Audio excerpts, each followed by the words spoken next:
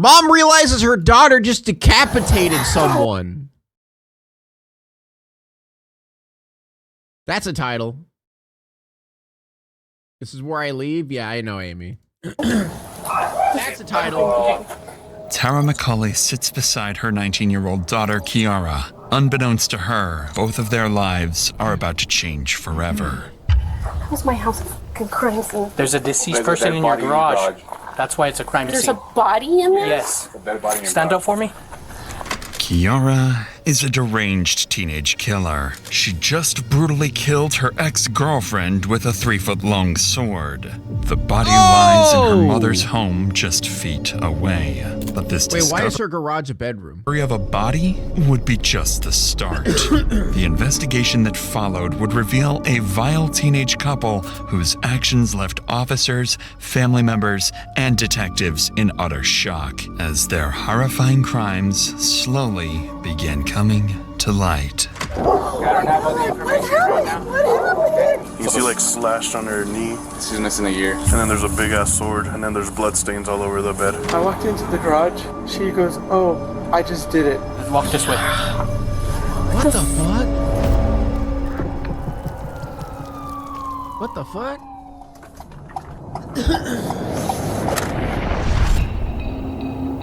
The day begins when 911 dispatch receives a call from a distressed mother. She claims that her son, 22-year-old Isaac, has just witnessed his girlfriend, Kiara, decapitate a woman inside her own home. The call is unclear, and officers don't know whether the suspect is still on the scene or if they're planning to take more innocent lives. Within minutes, 5 officers arrive at the scene, prepared for the worst.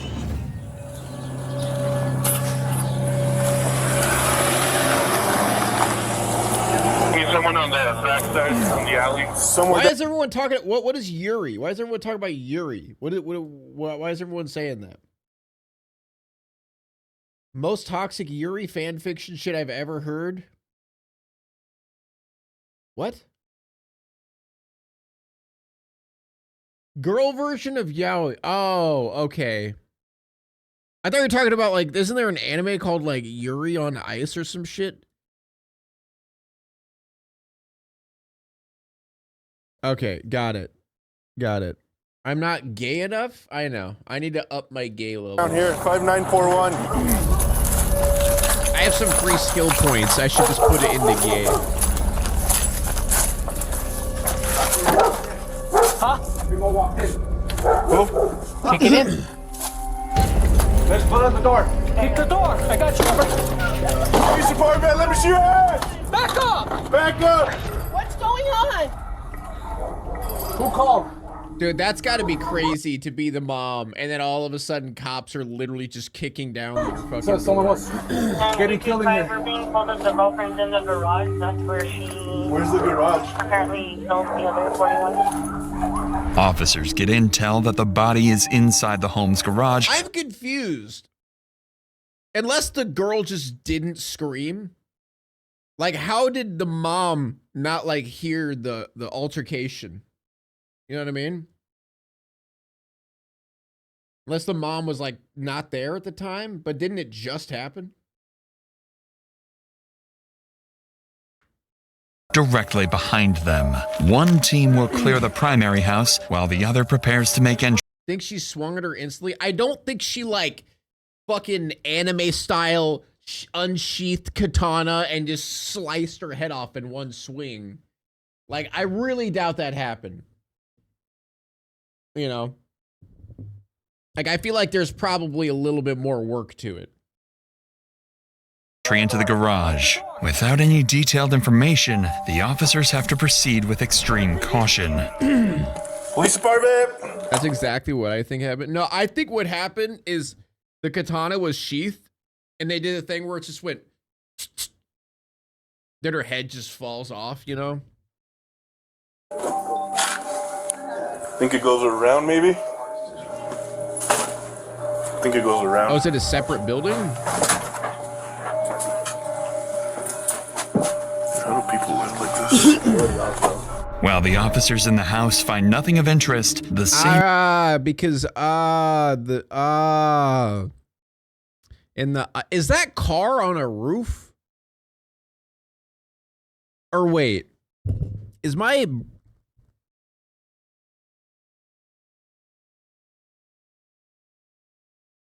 no, the roof is just off of that section. So it's like a carport. Okay, never mind. Can't be said for the team entering the garage. Who's in this garage? My fucking door! Okay, watch what you. Someone just called that someone just got. Step over here. Step over here. Someone just got stabbed inside that garage. Is that you?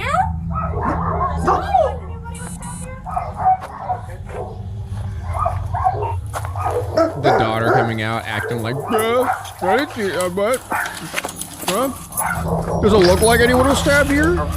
Yeah, we got one down, Santa Fe. What? Go back inside. Go back inside. I'm not gonna tell you again. Go back inside. Detain him. Detain him. What are you talking about? Santa Fe police. Anyone inside? Thing has never seen a driveway confirmed. Okay, with the Google Earth shit, with the top down, it looked like it was. Shut up. Okay? Shut up. I didn't ask you to talk, to type. I can't. You know what? Put your parents on the keyboard right now. I want to talk to them. Put your parents on the keyboard right now. I want to have a word with them. He's right here by the door. Is there somebody in there? Can you open the garage from that side? No, it's broken. It's been broken for 10 years. Inside the garage, officers find 21-year-old Grace Jennings dead. She has a deep laceration across her neck and several slashes across her body. Tara McCulley appears completely clueless about what's happening. However, the same can't be said for her daughter Kiara. While officers continue searching the garage, body cam footage captures 19-year-old Kiara I didn't realize it was a separate building. frantically explaining to her mother what happened. We have Isaac on the phone. Want to know if you guys need him? I guess he's the boyfriend. She's not supposed to be on the property. Where's he I at? got really pissed off, of course. But why would she be here if he invited her last night? Let me. So I was angry. she stayed the night Yeah. in my house? Yeah, and I'm pissed about it. Yeah, I could Jason's see not allowed that. here. I could see her pissed about it. You killed her over it. She knows that. Who's Isaac's girlfriend?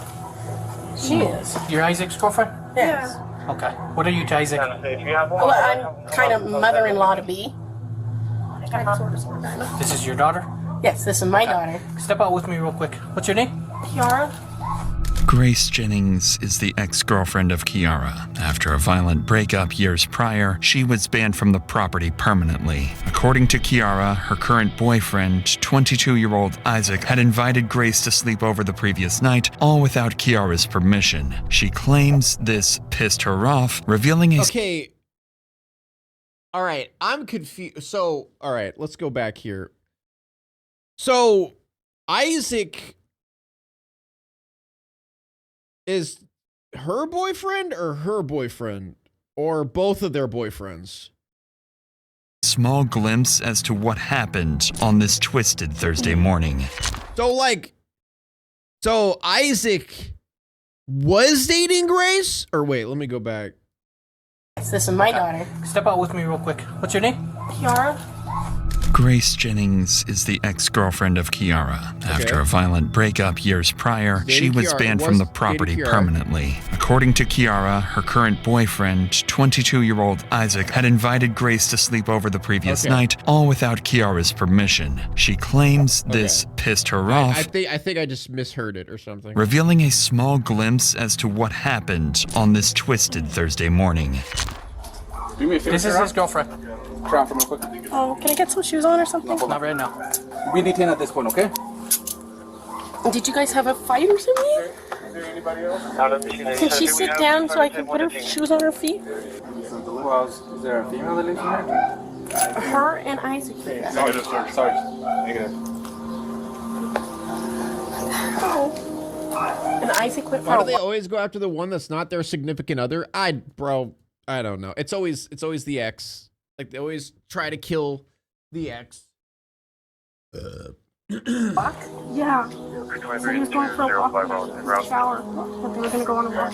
Oh, the gross part is she's trying to pin everything on him.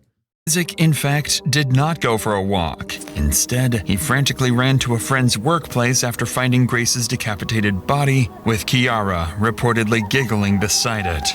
Clearly, something is very wrong. Worst of all, Kiara's mother, Tara, hasn't even realized there's a dead body in the garage, or that her own daughter is responsible.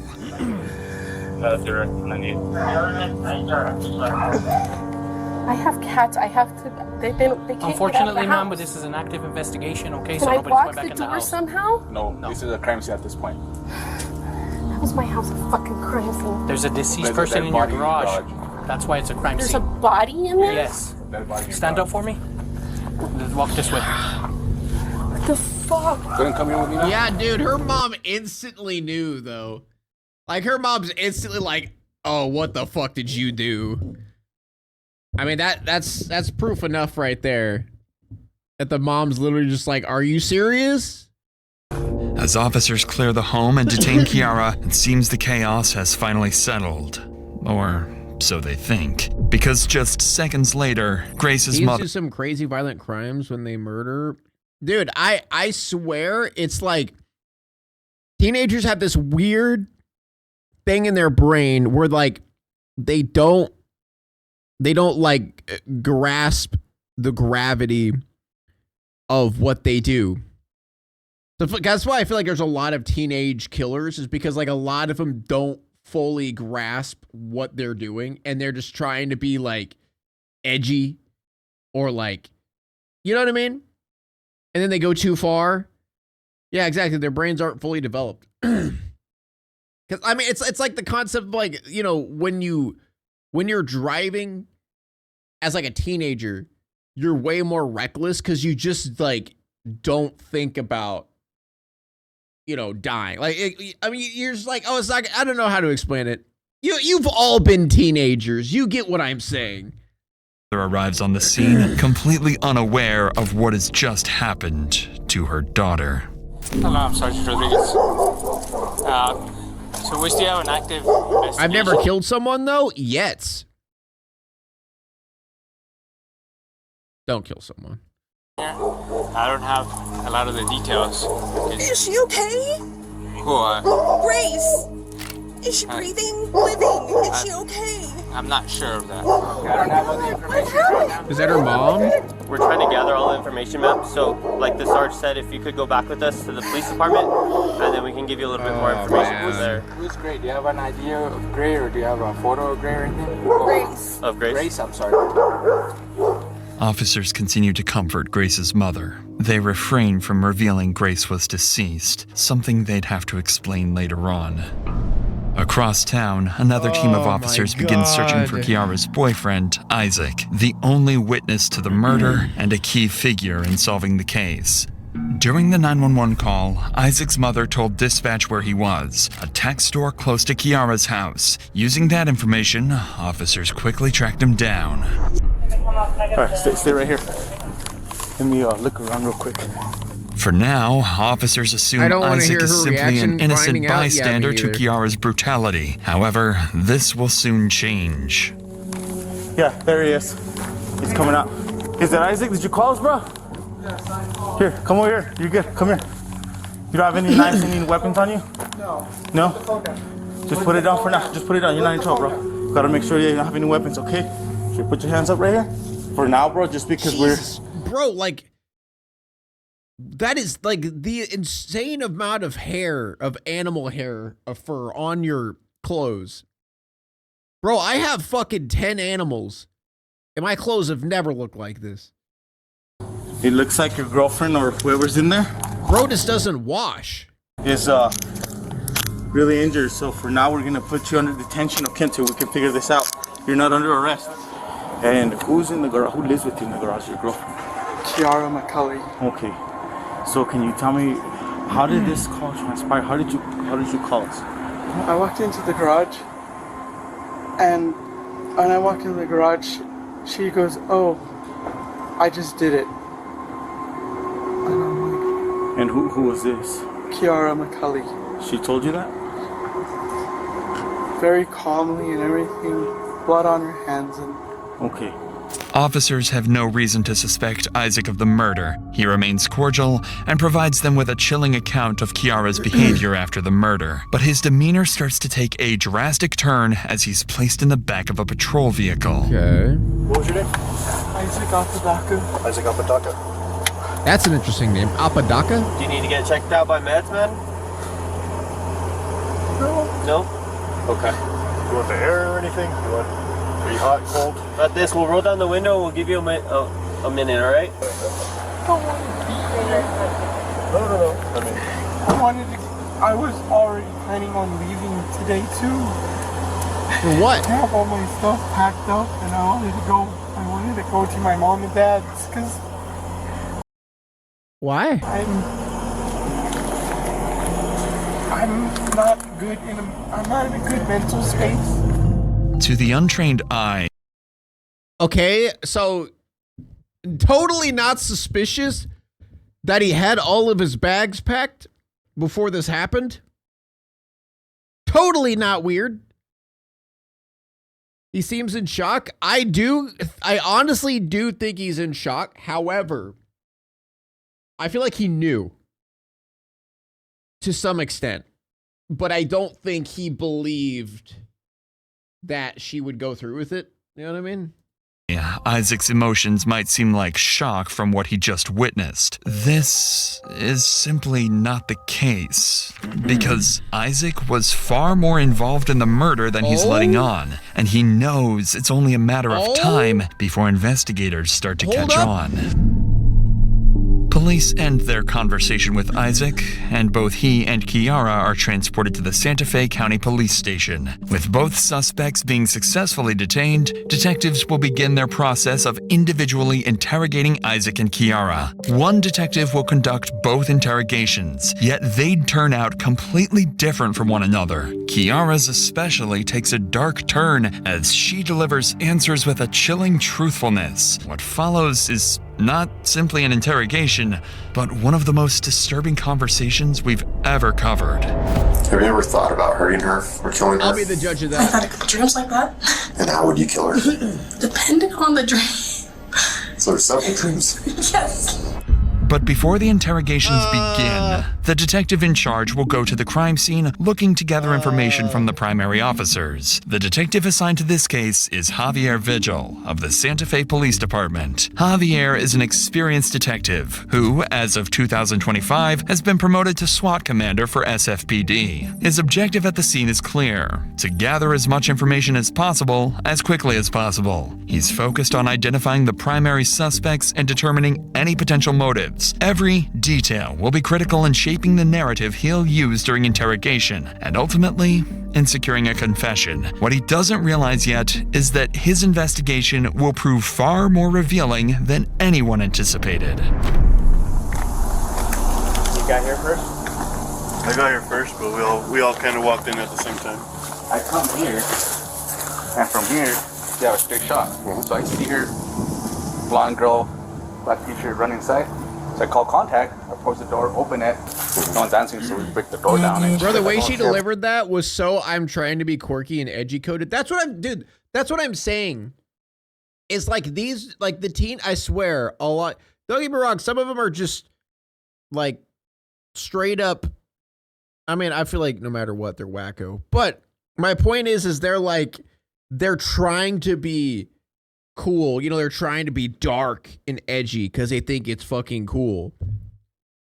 The suspect's boyfriend is the one that called in. No, it's a 41 that called it in. A third party, 1041 called in. Like the Slenderman girls? Yeah. Mom's like, I have no idea what happened. This one's acting a little like weird, not saying anything. So we fucking detained her.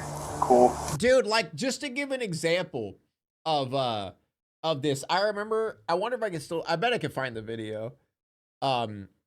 Amy, a long time ago, this is probably like three years ago. Me and Amy were playing Apex Legends. I wasn't, just her. She's playing Apex Legends. And the person who like she was, you know, because when you it's like you get 3 people and you get randos. This dude had an open mic and he was talking to a girl. I don't know if it's girlfriend or what, and he was talking to her and he's like, yeah, you know, like sometimes I just like I feel like I could just kill someone and just not care, you know, like my mind kind of scares me sometimes, you know what I mean? Like, and he just started talking about how, yeah, I think I'm just like a psychopath or something like that. Like, dude, I wouldn't even care, like, if people I knew died. Like, I'm just crazy like that. And dude, I'm not exaggerating. Like, I'm gonna message her and see if I can find that, because it's so fucking like, it's so funny. But that's what like people like him. That's what I'm talking about. It's people like him who go too far, are like the teenagers who do this shit. They go inside the garage and find the body. You see like slashed on her knee. She's missing a ear. Okay. And then there's a big ass sword right as you walk into the right on the dresser in it, and then there's blood stains all over the bed. Okay. Did we knock at the next door neighbors, see if anyone heard anything? Let's cross that off the list, so that's done. See if we get anyone that heard anything, and then we can take everyone back. We'll knock out our interviews, get our paper, come do our search, and then we can let go of the scene. Detective Vigil and his team go on to get further information from neighbors. This, alongside the primary officer's account, gives him a solid report to go off of. Kiara, Isaac, and the victim, Grace, had all individually dated each other at different periods. Grace and Kiara had a toxic relationship and quickly turned into enemies after their breakup. Isaac had also previously dated Grace, but dude, I knew it! Oh, I knew it. I knew it was some sort of weird love triangle. Had a dramatic breakup after just days of being together. Isaac was 20 and Grace was just 16 during their relationship. During Isaac's ride to the station, he explained to officers that he had invited Grace to Kiara's house because she had no place to stay for the night. Lastly, Vigil was informed that just a day earlier, Isaac had been charged with domestic battery against Kiara. What is wrong with these people? The specifics were unclear, but these suspicious details would leave Vigil on high alert going into his interrogations.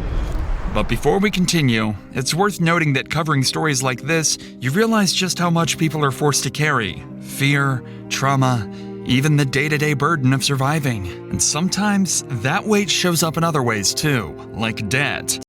Do you feel you think this has your unique rating assessment? EDS is no accident. By questioning him first, the detective hopes to build a foundation of incriminating details, ammunition for the real confrontation still to come. I have no reason to believe you to be a suspect right now or anything like that. We're gonna take the handcuffs off. Is that okay with you? Yes. Okay. Well, dude, just because he has venom pants. Venom. Details, ammunition for the real confrontation still to come. I have no reason to believe you to be a suspect right now or anything like that. We're gonna take the handcuffs off. Is that okay with you? Yes. Look, look, he's got venom pants, bro. Just because everything's kind of new and developing, and like I said, we don't really know fully what's going on. I do want to advise you of your constitutional rights before we talk at all. So, can we talk about that shirt? Detective Vigil. Dude, I thought it was like a Christmas shirt with the skeleton. But now I don't know, because I don't think it's Christmas time around there. Joe wastes no time in assuring Isaac he's not a suspect. But that statement is a calculated lie. As we know, Isaac had been charged with domestic battery against Kiara, a violent pattern that Vigil was already aware of. Combined with earlier details, they had every reason to view him as a suspect. Still, their strategy was clear. Avoid confrontation, keep Isaac at ease, and let him talk. So the only thing I ask is for truthfulness. I'm going to be upfront with you. I'm going to be truthful with you. I just ask that you do the same to me in return, okay? Just tell me the truth and tell me everything that happened, all right? Okay. So because it's Lonnie McCauley's house, does she live there or does she live somewhere else? She lives there. Okay. In the main house. And when you say the main house, what do you mean by that? The main house, there's a garage in the backyard that's separated from the main house. What is that ring? What is that ring? Dude, did he get 2 class rings? I'm just gonna say it, bro. Getting a class ring Like when you're a senior in high school and like that shit's cringe. I'm just gonna say that shit's fucking cringe. I remember whenever like they handed me like the booklet, I was like, oh, a bunch of class rings. They're fucking cringe, bro. And they cost way too much money. Like no one who does that. Apparently this guy. If I gave you a paper and a pen to draw it out for me, kind of show me where Jaguar Drive is, show me where the house is.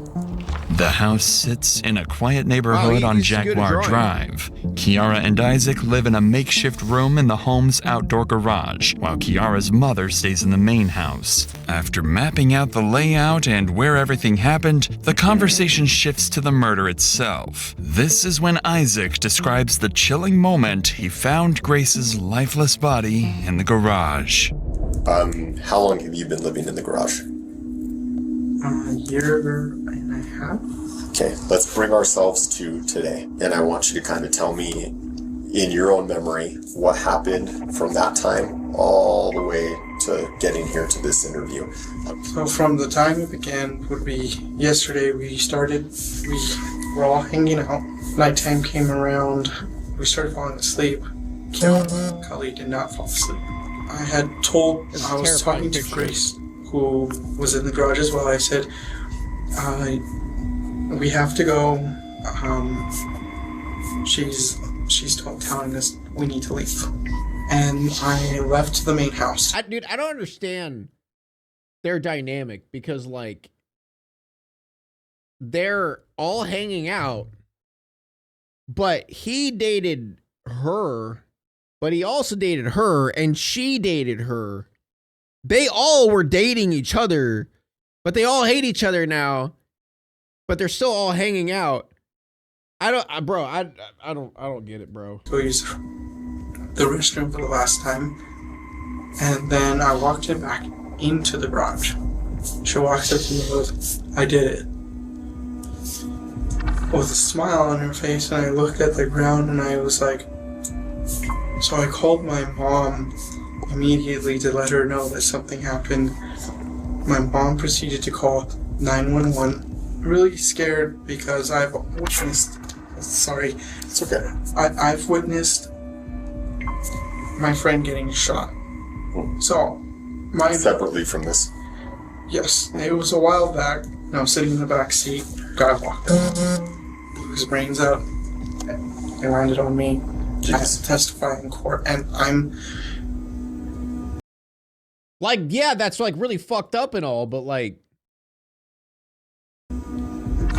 anything like this gets me super traumatized, and yeah. I mean, you'd be weird if you didn't get traumatized. Yeah, it's a traumatic event. I can imagine. So when I went back in the garage, when I saw her in the ground, on the ground, I couldn't say anything because I was like, this is another one of my friends gone. I keep losing friends left and right. I'm scared right now.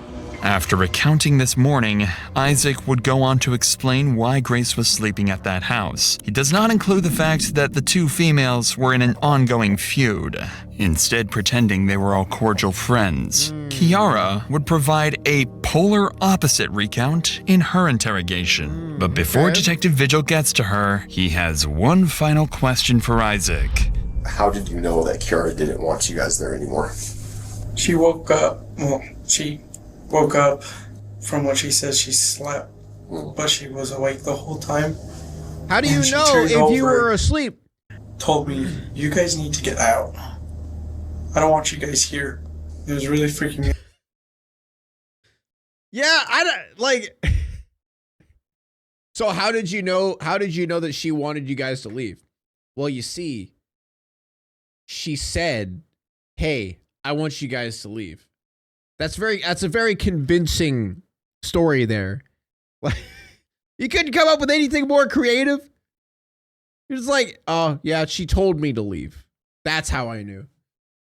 Yeah, so I was trying to get out. I was in and out of the room, trying to contact my mom to pick me up to get me out of there. What time did you guys wake up at? What time did you wake up at? I woke up at about 7:50. 8:50. At what time did Kiara tell you guys had to leave? She told us we had to leave at about 8:30. Okay. And between 8:30 and to the time your mom called 911, kind of what happened in there? But when I packed my stuff, I went inside the house, which was a stupid mistake for me to go in the house, use the bathroom, and then come back and see what I saw. After you peed, you went immediately back to the garage? Yes. So around what time would you say that was at? 11:47. No, I think we got the call a little after 1:30. Yes. So you're saying that you went pee and came back, and within that amount of time, within that amount of pee, that she was able to cut off her head. I don't know. I don't know if I believe that. Thank you so much, Scott, for the 17 months. I don't know. I don't know. Just kind of an hour and a half gap there. Was there a long period of time that you and Kiara were trying to figure out what was going to happen? There was a long period of time. It was when I was standing on the side of the garage. Tell me about that. I was hyperventilating.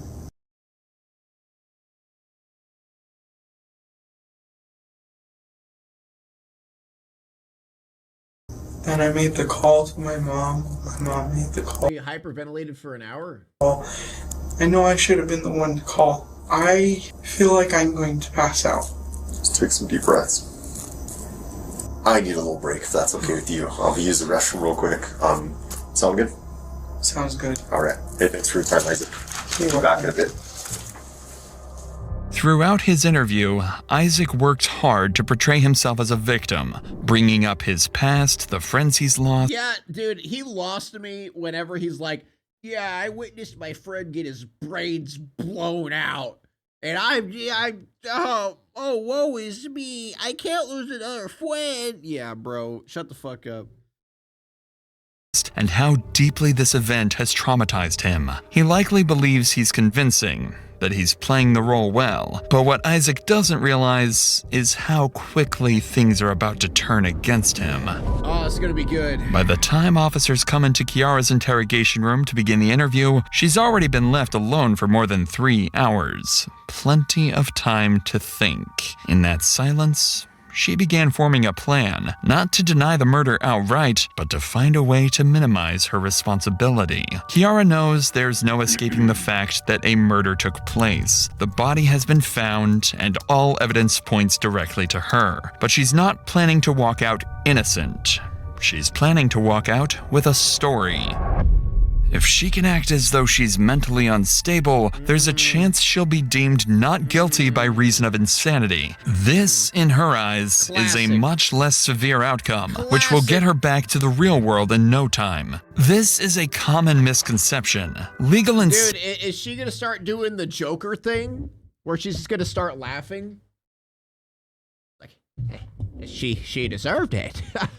Insanity isn't about acting strange after arrest. It's about your mental state at the moment of the crime. Detectives record everything, and criminal psychologists are trained to spot rehearsed behavior and malingering. Even if a judge believes you are genuinely insane, you don't go home. You go to a locked forensic hospital with no fixed release date. If you aren't genuinely crippled by mental illness, the constant observation, enforced medication, and clinical evaluations become their own punishment. Kiara doesn't realize this, so she'll begin the interrogation with confidence that she can outsmart the system.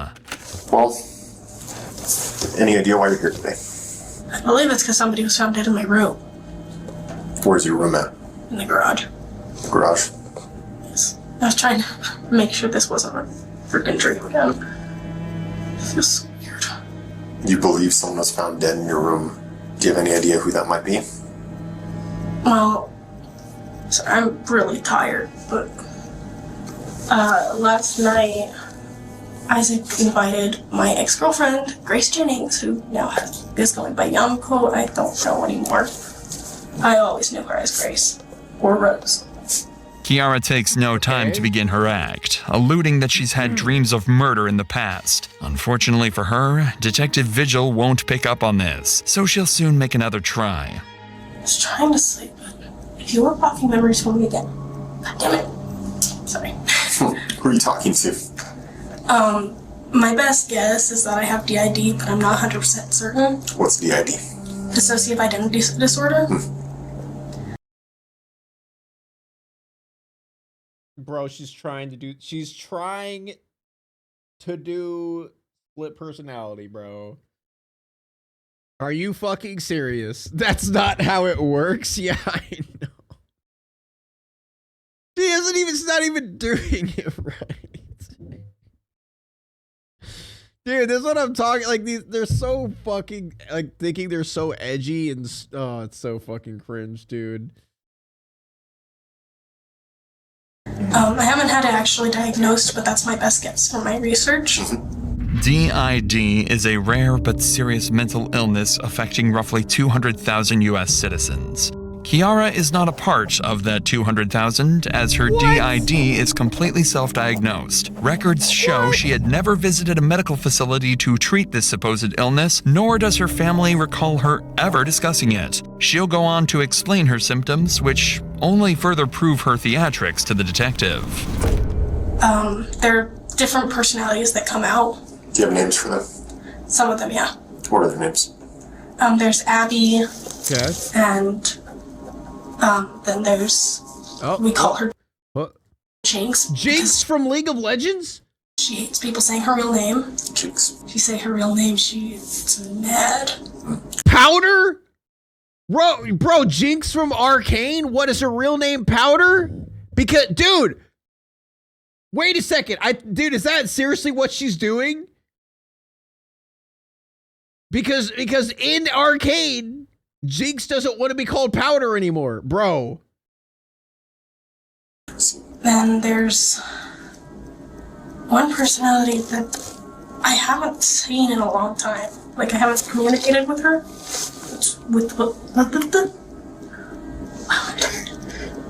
Her name was Jess. Any other personalities? Thank you, Coco. God, this is cringe. I can't. What are you talking about? This is interesting, right? You get to see in the mind of someone with multiple personalities. There's the little version of me, which actually responds to my biological name. The little version of you? She responds to Kiara? Yeah. Yeah. What do you mean by that little version?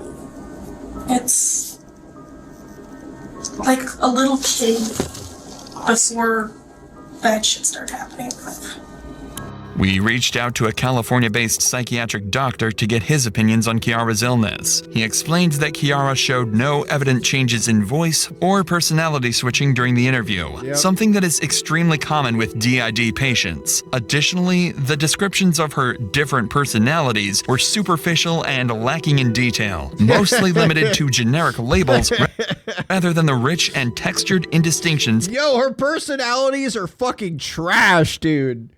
Those personalities, garbage writing, bro. Garbage. That real DID patients involuntarily manifest. It makes sense why a professional would later deem her mentally fit to stand trial. Okay. Yeah, don't they talk to each other? Yeah. From what I know about from a show I watched, and no, it's not Split. It's actually a show with Tom Holland. What's that show with Tom Holland? With split personality disorder?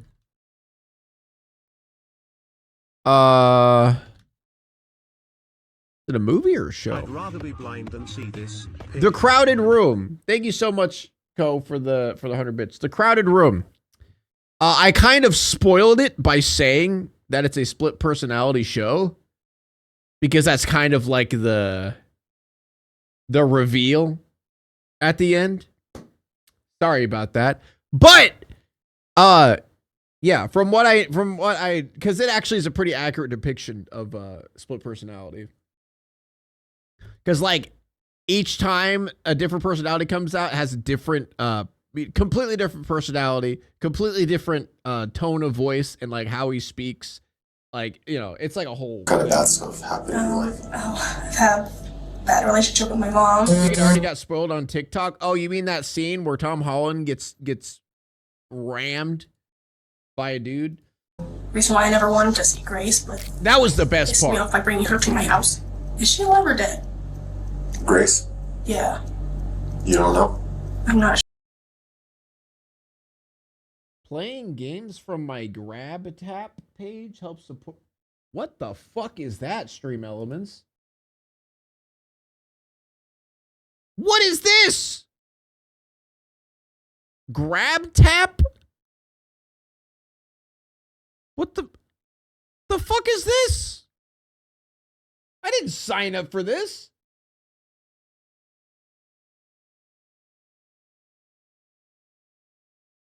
I have no idea what this is. If you see it in chat, ignore it, I guess. I don't know what that is. Sure. What do you think? Well, I'm partially hopeful for her to be dead, but I'm also like confused. I'm like. Why would you hope that she's dead? I'm still angry at her, but I also won't have hope that she'd be better. But it's like this frustrating emotion that I can't seem to pinpoint. Tell me about last night. What did you do last night? So Isaac tells me that Grace is coming over. Without asking me if it's okay. Is it okay if she comes over? It's like, she's coming over.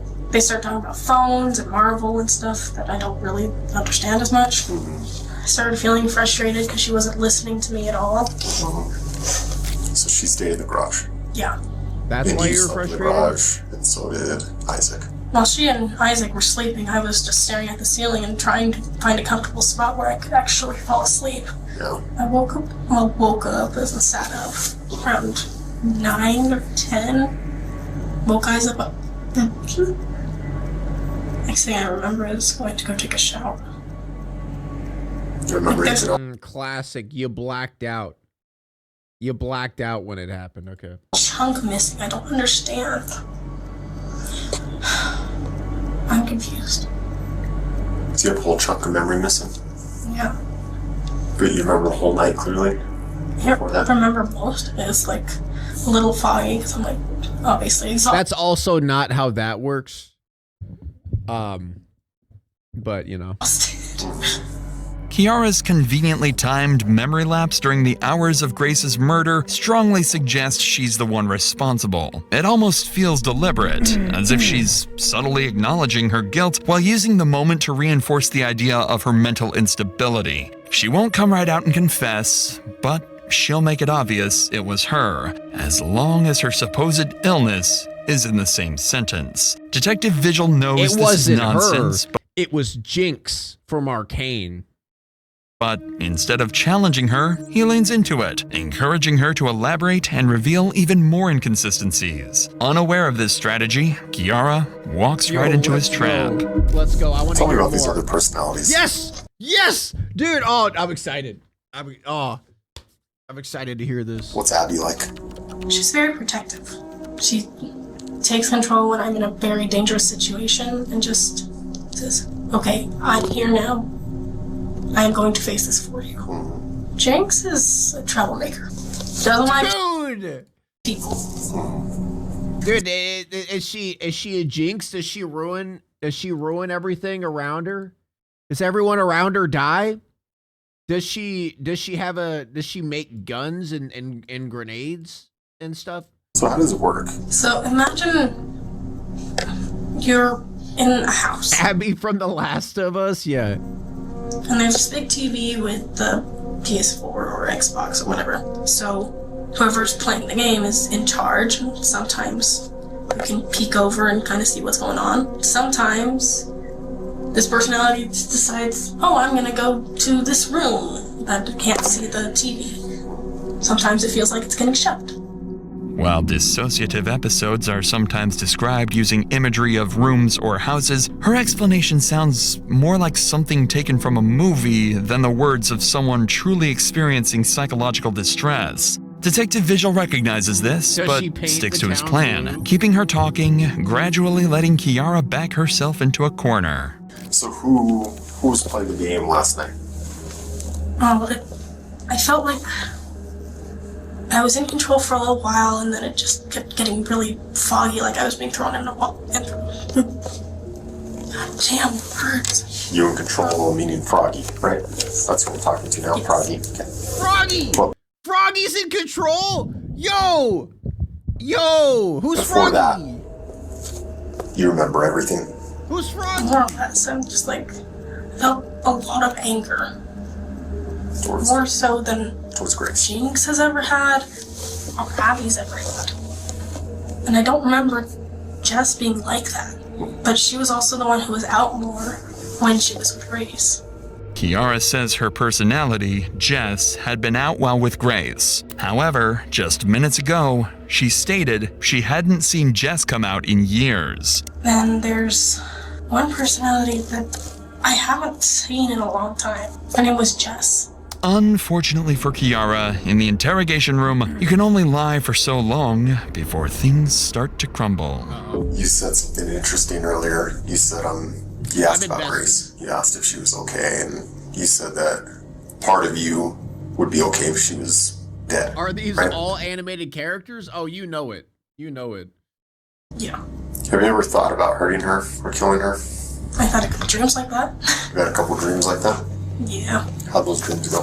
They were mostly right after we broke up. And then sometimes I would kill her, sometimes I would torture her, sometimes it was just me screaming at her. That's and how would you kill her? Depending on the dream. So there's several dreams. Yes. How many? I've had like a bunch of murder dreams, if you could call God, that. she's so quirky and edgy, dude. So there's an organization that Isaac is in charge of. I probably shouldn't be saying this to a cat. Well, it's called Ghost.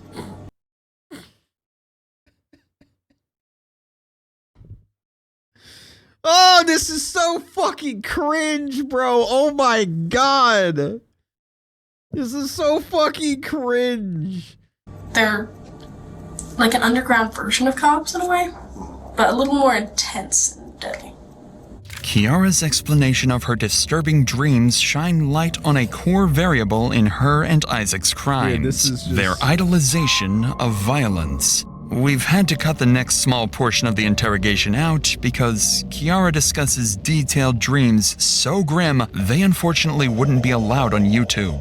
This chilling theme can be seen across Kiara's various social media profiles, all of which are the one and only Froggy. Oh my god, bro! What the fuck? are still public to this day. Her constant posts showcase a fascination for horror even just a day before Grace's murder. It's Jeff the Killer! Kiara would it's Jeff the Killer! post several demonic videos to her TikTok.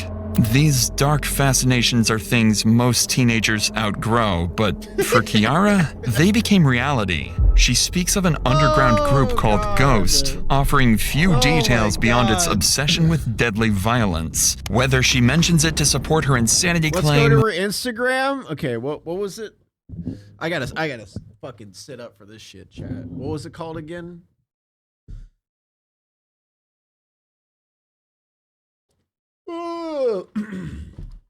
because Kiara discusses detailed dreams so grim they unfortunately wouldn't be allowed on YouTube. This chilling the one and only Froggy. All right, let's go.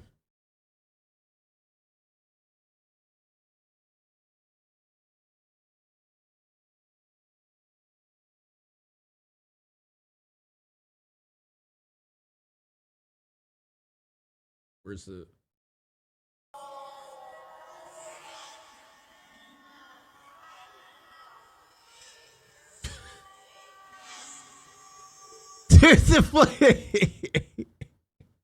Look at the top comment. This was definitely G. The top comment says this was definitely G. Oh God. All right.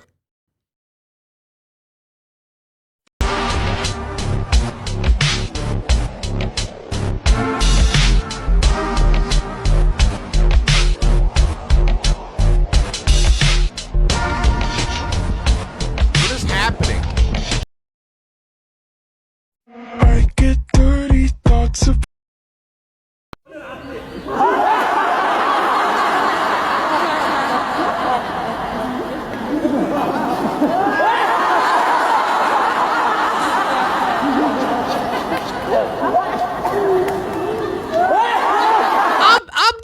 Joker, baby. I'm the Joker. Look at me. I'm the Joker.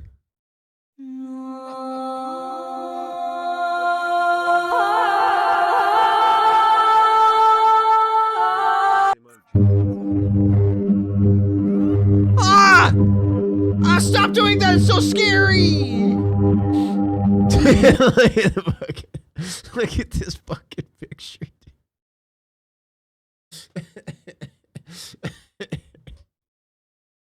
Oh, is this tough in prison? Oh man. Ah!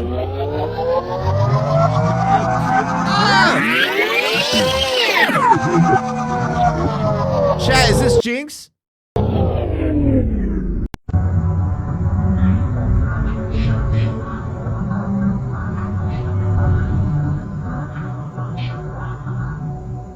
What is happening?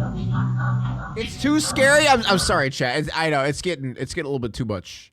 It's getting a little bit too scary. Theme can be seen across Kiara's various social media profiles, all of which are still public to this day. Her constant posts showcase a fascination for horror. Even just a day before Grace's murder, Kiara would post several demonic videos to her TikTok. It's scary. These dark fascinations are things most teenagers outgrow, but for Kiara, they became reality. She speaks of an underground group called Ghost, offering few details beyond its obsession with deadly violence. Whether she mentions it to support her insanity claim or to impress the detective is unclear, but the information is useful to the police. Detective Vigil presses further. I'm impressed. Like, I don't know about you guys. I'm impressed. Hoping to draw out anything she's willing to give. I get rid of people who are, words, in charge of trafficking, in charge of anything that has to deal with hurting kids. He kept trying to tell me, just do it, and you're gonna just kill her. Then you'll get ranked up. Yes.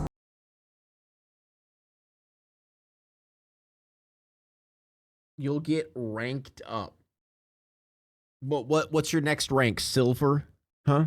Are you gold? Are you plat? Diamond? Grandmaster? What are we talking? What rank are we talking about here, huh?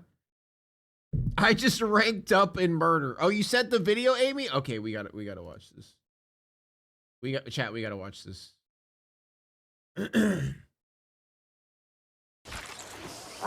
So this is from how long ago? 4 years ago. 4 years ago. But this is a game that Amy was playing. Close proximity. 1 more minute. Okay, you know what I was thinking about? Have you ever watched Criminal Minds? You know like the general, like, you understand what they do. Only Like, one squad left. I was like watching like a TikTok earlier about like how people like describe serial killers. Bro, why do I literally fit the definition of a serial killer?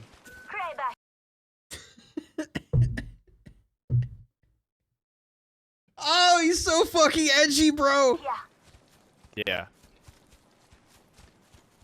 Like, I'm borderline psychotic. I guess you didn't know me in high school, so it's not as bad for you. I'm just a crazy motherfucker. I have no, like, emotion for, like, other people. Like, I don't feel bad for somebody else. Doesn't matter what it is. Like, if somebody like else dies, I'll just laugh. Like, somebody else is hurting, it makes me feel good about myself. Delivering care package. I'm a very good Placing an independent variable. I want everyone to understand this is 1000% real. This is not fake. This is not staged. This dude is he's talking to a girl on the phone. It's like, you can't make this shit up, bro. Let's explore. I think that's basically all he said, but like, he does go on longer, but we didn't record the rest of it. He had me join. And I'm like, I don't know what the fuck's going on. And I kept hesitating. It's like... What's that thing there? It's, honestly, I'm very confused because he hasn't told me jack shit. He just gave this to me. It's like, you're a part of it. Like, okay. Who, Ghost? Ghost gave this to you? The Ghost? Like an initiation tattoo kind of. Yeah. So Ghost, an underground society of people that are kind of their own version of cops and justice. They kind of kill bad people. And this is kind of trying to piece together, kind of like what you're saying, like the messages I saw too. Was Isaac trying to push you to kill Grace? Yeah. I had my dagger in my hand. And I kept going, and then just stopped. Like, I felt a little kid's hand hold me back. There's a little kid now? Oh, wait, it's her little self, chat. It's her little self. Like, it was Kiara talking. Don't. Oh, it's little Kiara. Don't. The moment Detective Vigil gives Kiara the opportunity to blame Isaac for the murder, she takes it, bringing up details about Isaac's underground organization as well as his repeated pressure for her Wait, Isaac is the higher up? Wait a second. Is Isaac Ghost? Is Isaac the Ghost? kill Grace. And while Kiara has been caught in a web of lies up until this point, her remarks about Isaac would turn out to be nearly completely honest. Detective Vigil has achieved everything he could have wanted from this interrogation, so he decides to end things, leaving Kiara to spend the night in jail. His focus now is on Isaac, and trying to hone in on how implicated he actually was in this murder. Dude, these cops have no idea how dangerous of a person they just captured. Like Isaac, who is the Ghost, like is a member of Ghost, potentially the creator of Ghost, guys. So before returning from his break, Vigil and his partner would devise a plan. Police confiscated his phone while Honestly, I would be scared if I was the cops. I'm just saying. Detained earlier that day. Traditionally, to gain access to the phone involves a multi-month process involving warrants and various subpoenas. However, if they can get Isaac to sign a consent form, they can gain access to his phone immediately and observe his reaction in real time as they read his messages. With this plan in mind, Detective Vigil, along with his partner, would return back to Isaac's interrogation room. Hey Isaac, so I have your cell phone. I know our cell phones are very important to us because we have pretty much all our personal information on them and everything. Given that there were kind of messages and stuff, and this is still an active investigation, there is reason to believe that there is potentially evidence on your phone. So one way or another, we are going to have to look at the data on the phone. And it's just a fancy form and a fancy way of saying that you're giving us permission to extract the data from your phone and only look at things pertaining to this case. Yeah, sign right there, please. And the phone password? There's no password. Cut! No password. It's just a quick swipe up and that's it. Okay. The plan works surprisingly well. Isaac seems to be completely oblivious of what he just signed. Ironically, this very signature will most likely seal his fate in court, exposing countless deeply disturbing messages with Kiara. Okay, messages. Did you have any messages between you and Grace? But on Instagram. Instagram, okay. Okay, so this is kind of when everything started. Hey, I got kicked out, and she's telling everyone to leave her house. I'm going to head to my fam's place. First of all, who? Second, my mom can only come get me at 3:30. Why is she kicking you out, and does she know I'm here? Wait a minute. I thought you guys all hung out the night before. Uh-oh! We did. Grace actually thought she was being snuck into the home without Kiara knowing. Clearly, the two were planning something that Grace was unaware of. Isaac completely freezes as his lies finally begin to catch up to him. You'll notice Isaac go into this panic state often in the next 25 minutes because this is the first of many more blatant lies detectives would find. So how come she doesn't know she's there?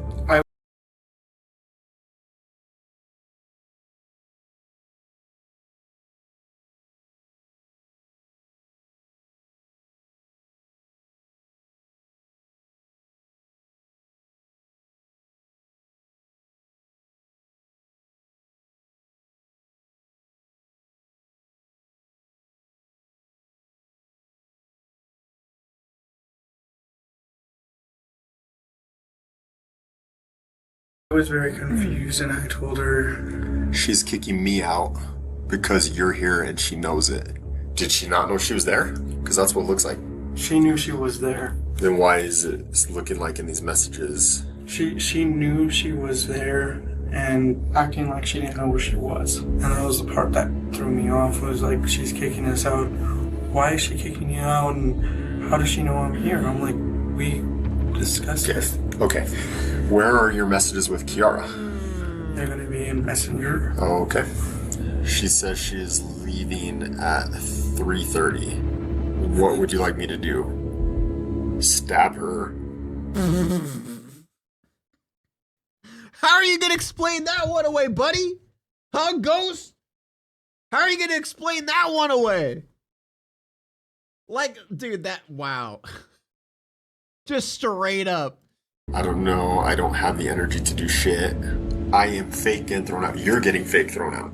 Yes, that's usually how it happens. How are you gonna explain this, bro? I get told to leave. And 5 days later, she asks me to come back. Uh-huh. Unless I ask your mom to give me a ride to Target and you do what is needed. What do you mean you do what is needed? I have no clue from this on. From So you don't know what was needed. You don't even know what you were saying. Oh, okay. Here, I don't know what's going on. You don't know what's going on? But these are messages from you? I do have another cell phone. Didn't tell you guys about. Oh, okay. Oh, so your friend got on your account? But it's still over there at the house. So you didn't send these messages? Or you did? On this, from down on, no. Everything Isaac is saying is a terribly orchestrated act. Moments of clear incrimination like this are often considered the critical moments of an interrogation. It's the point in which every decision the detective makes can be the difference between a complete confession or a failed session with the suspect. Isaac's nervous behavior indicates he knows things are slipping out of control, so Detective Vigil makes the smart decision to give up the nice cop act and start pressing for answers. Ruh-roh. Isaac, this is getting really weird, man. I have a second phone. You have a second phone? Yes. Where is that phone? That's at the house. Okay. It is logged into the same Facebook account. I don't know, man. These messages look a lot like there's some conspiring going on, some planning going on. From that point where I was telling you from... Even before then, it sounds like you guys are planning something. You're fake getting thrown out and what? I say fake getting thrown out, like I said was... Dude, she literally says stab her. Like, why are you glazing over that message? Do you want to start over? Because I'm really confused with everything that's going on. Like, you're telling me you have two phones now and those other messages aren't you, and it's what you're telling me, your statement isn't lining up with these messages. Isaac's demeanor has shifted drastically from just minutes prior. He knows how poorly things have just gotten for him.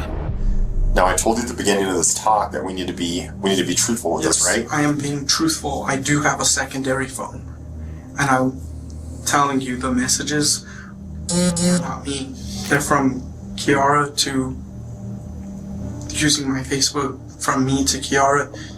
But I can't quite explain how it looks. Kiara to Kiara? Yes. Why would she do that? She's told me that she's wanting to ruin my life. Dagger because it's blunt? What does that mean?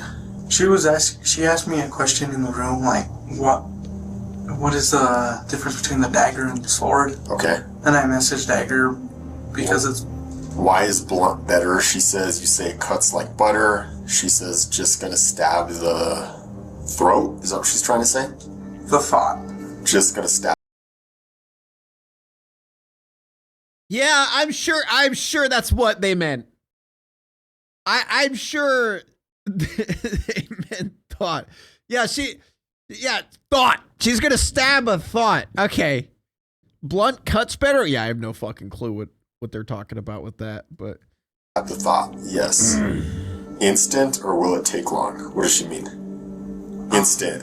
What do we do about the mess? We burn it and I'll buy new blankets and bed? Dude, it's just like... It's honestly funny watching him squirm to try to come up with some bullshit, you know?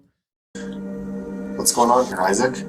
she said was gonna stab the thought, and I thought like, oh, like she was poking the thought that was in her head about her dagger. Yeah, that makes sense. What about the mess? What mess? A poop kind of mess. A poop kind of mess? Bro, scrambling. A poop kind of mess? A poop kind of... That's the best you got? The poop mess? What are you gonna poop your pants? Can you help this time? Are you gonna use the poop knife to cut the poop? Like what Yes, is that why you said it cuts like butter? The dull knife because it cuts poop like butter? Like what are you trying to say, bro? Just waiting for you to make the first move. What does she mean I'm waiting for you to make the first move? She will wait till sleep. Shall we wait till sleep? So you guys slept in a bed full of poop? Yes. Remember? What the fuck, bro? What? You slept in a bed of poop? What? What do you mean you slept in a bed of poop? This isn't real, man. This can't be real. Remember when you told me don't be a pussy when I kissed you? Yeah, brat. We will have to take care of the mess. I thought she already pooped herself. What mess are you guys taking care of? She pooped and did she poop again? Who pooped?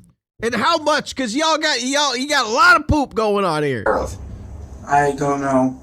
I can't tell if she's falling asleep. It feels like it. Her feet are on my side.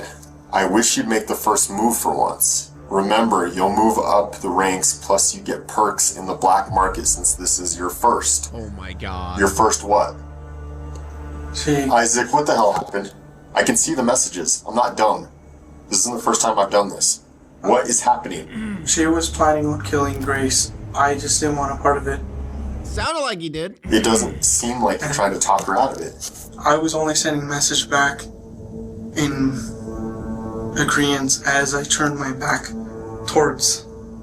This isn't agreement. Remember, you'll move up in ranks, plus you get perks in the black market. He's the ghost. This sounds like you're encouraging her. He's ghost. Right. The messages are here, dude. I know.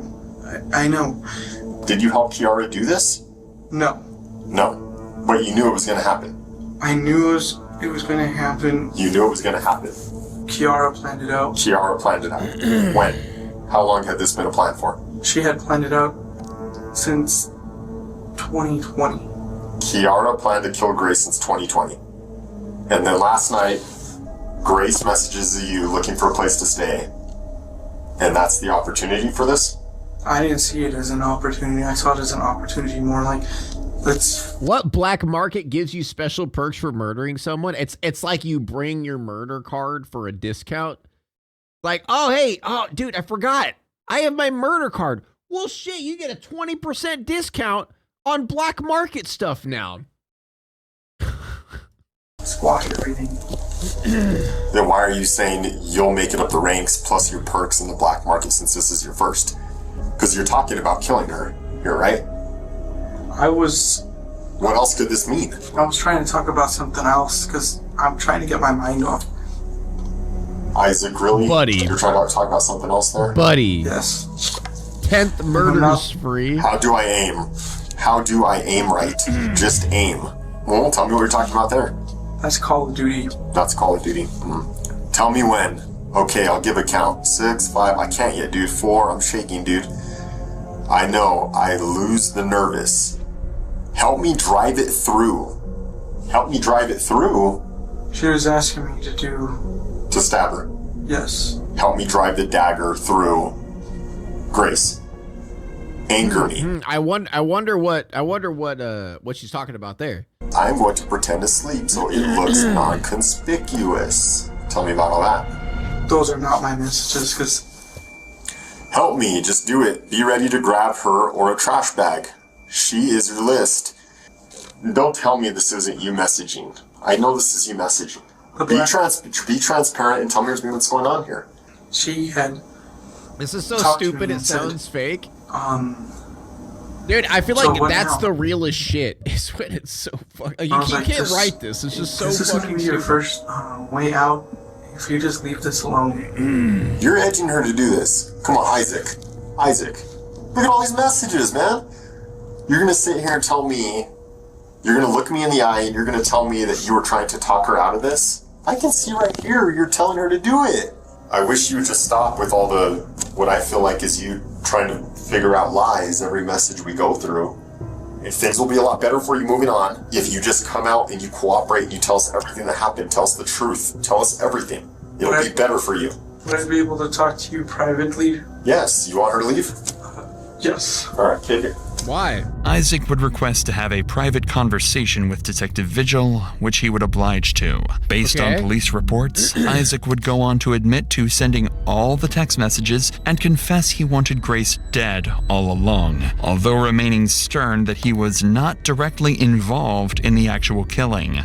Later that week, detectives would go on to interview both Kiara's mother as well as Isaac's. This killing came as a complete shock to everyone, who were completely unaware of the dark path their children had been going down. It sheds light on the importance of closely monitoring your children, as you never know what's going on in their lives, at least not fully. Both Kiara and Isaac were charged with first-degree murder. At first, it seemed as though Kiara's plan had worked, as a judge found her incompetent to stand trial and sent her to the New Mexico Behavioral Health Institute.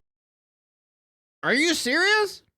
However, a month later, she was deemed competent by professionals and returned back to the Santa Fe thank God. County Jail.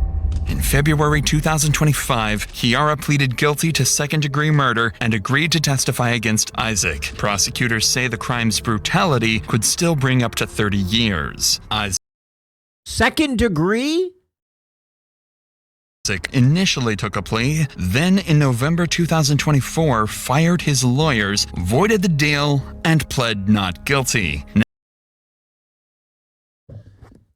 Thank God this guy is so fucking stupid, man. Now, with a new legal team that needs to get up to speed, the start date for Isaac's trial has been pushed back once more. If found guilty, he'll likely be facing similar penalties as Kiara. They'll likely be behind bars until 2055. That's it? Not life, bro? That's crazy.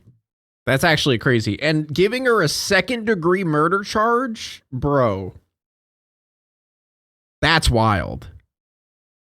That's wild. Dude, this top comment though. Kiara sounds like those people who tell you all of the mental problems they have like they're proud of them. Yes. Yes, dude! No way she said she had an alter ego named Jinx from Arcane. Yeah, okay, so it wasn't just me that caught on to that.